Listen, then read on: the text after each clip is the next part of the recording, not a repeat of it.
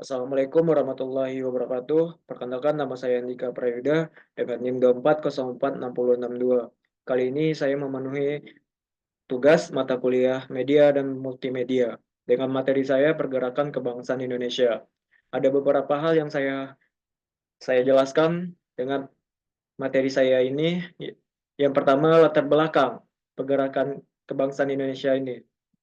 Nah, pergerakan kebangsaan di Indonesia lahir dari penderitaan rakyat akibat kolonialisme serta kesadaran baru kaum terdidik yang terinspirasi oleh perkembangan global, perpaduan antar faktor internal dan eksternal. Nah, inilah yang melahirkan semangat nasionalisme bersatu dalam satu cita-cita kemerdekaan Indonesia. Nah, ada terbagi dua faktor. Yang pertama, faktor internal, penderitaan akibat penjajahan sistem tanam paksa, pajak berat, dan kerja rodi membuat rakyat menderita. Kehidupan sosial ekonomi sangat buruk dan menimbulkan kesadaran untuk melawan penjajah. Nah, selanjutnya faktor eksternal mempengaruhi pergerakan nasional di negara lain. Nasionalisme India, Filipina, dan Mesir menginspirasi rakyat Indonesia untuk berjuang. Kemenangan Jepang atas Rusia pada 1905, kemenangan negara Asia atas negara Barat menumbuhkan kepercayaan diri dari bangsa Asia bahwa bangsa Timur juga bisa mengalahkan bangsa Barat. Pengaruh pendidikan dan pemikiran Barat, ide-ide liberalisme, demokrasi, dan hak asasi manusia dari Eropa mempengaruhi kaum terpelajar Indonesia.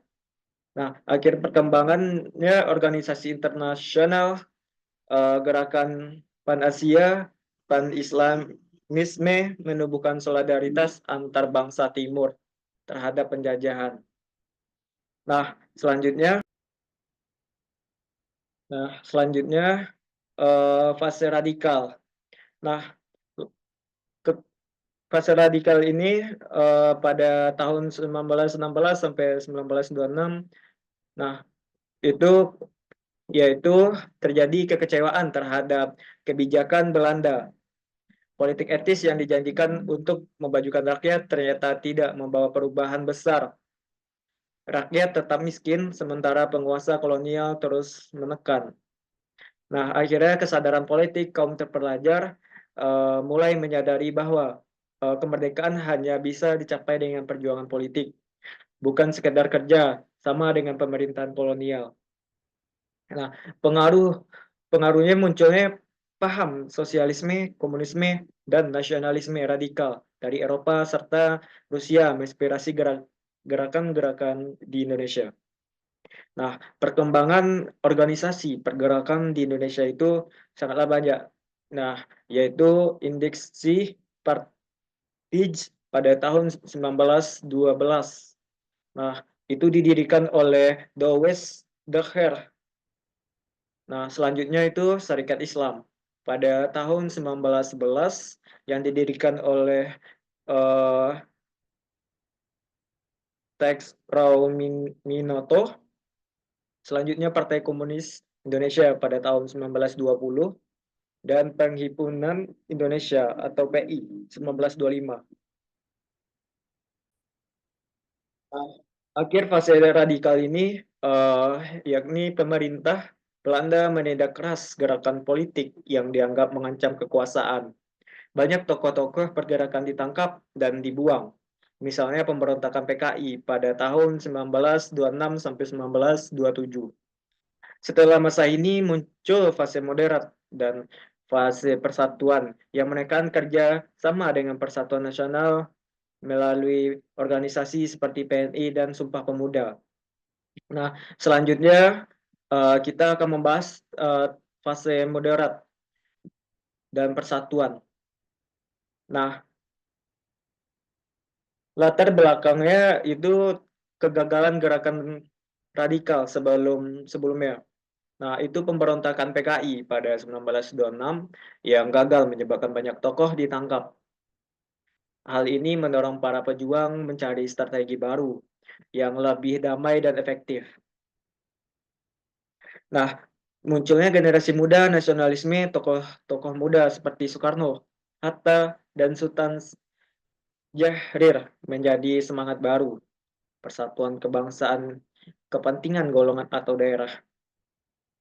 Nah, kesadaran pentingnya organisasi yang solid, gerakan harus memiliki dasar ideologi.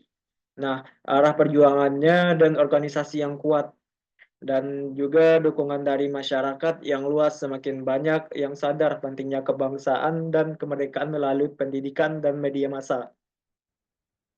Nah, organisasi, gerakan-gerakan dan organisasi pada fase moderat ini salah satunya itu Partai Nasional Indonesia pada 1927.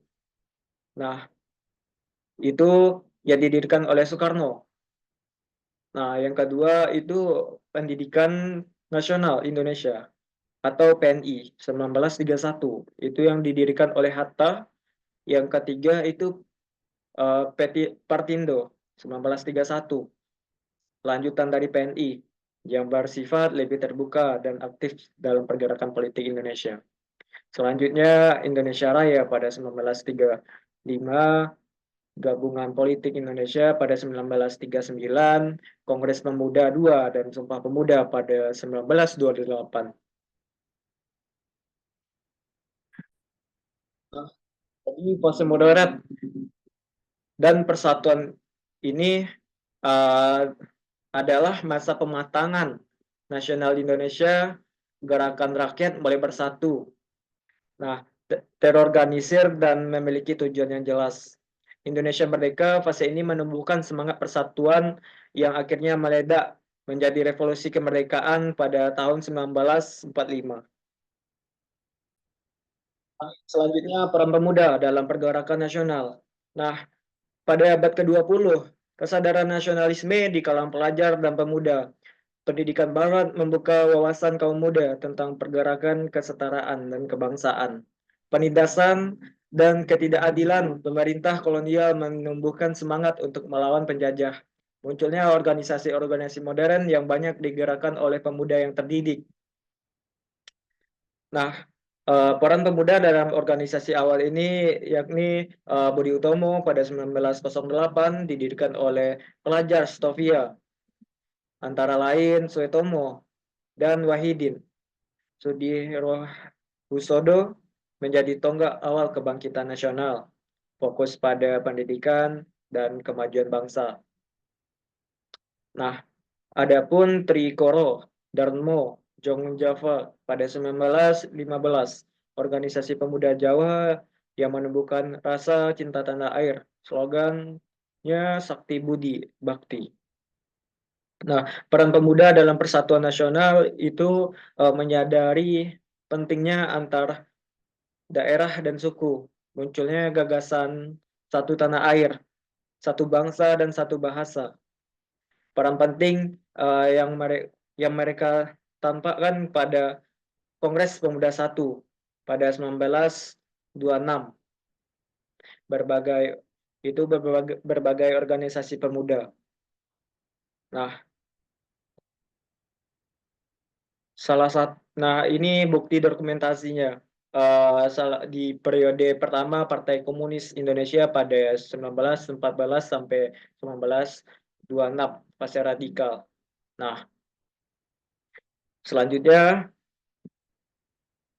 Kongres dan lahirnya Sumpah Pemuda. Nah, di sini para pemuda uh, dan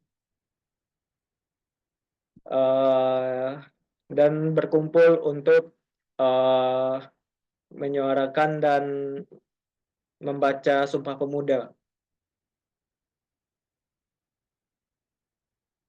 Nah, cukup sekian dari saya. Kalau ada salah, mohon maaf. Assalamualaikum warahmatullahi wabarakatuh.